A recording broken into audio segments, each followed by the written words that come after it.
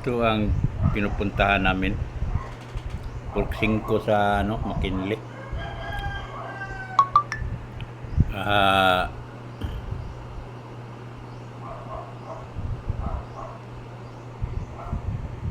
Isa ka tanawin nga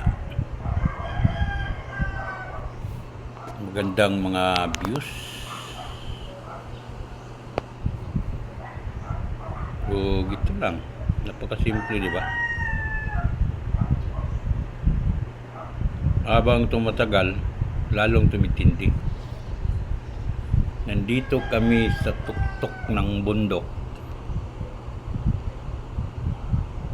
Nagpasyal para makahanggap ng sariwang hangin.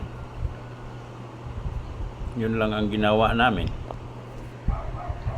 O napakasimple lang, di ba? Ganyan lang talaga kung gusto kang maglanghap ng sariwang hangin. Punta lang kami dito, nagkain. Pagkatapos ng kain, kasama ko si Buitonyo. O shout out sa ni The Koy Vlog. Tol, proxy 5 tol. Nagtanong ka man na anong purok 5 tol. Inulit ko kasi ay na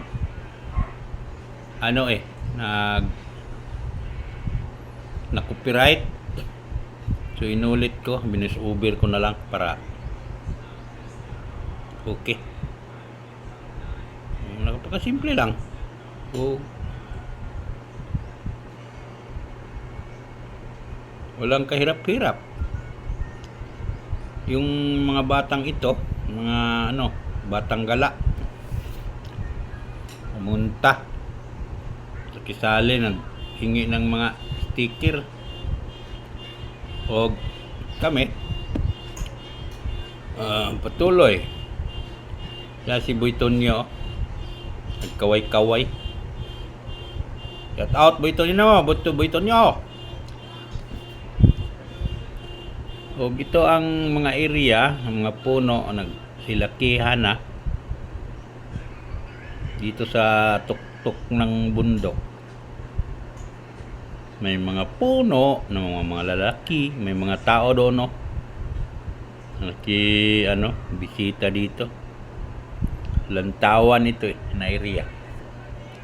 Napakaganda naman. Yung may-ari, yung mayayaman doon diyan sa sulok. O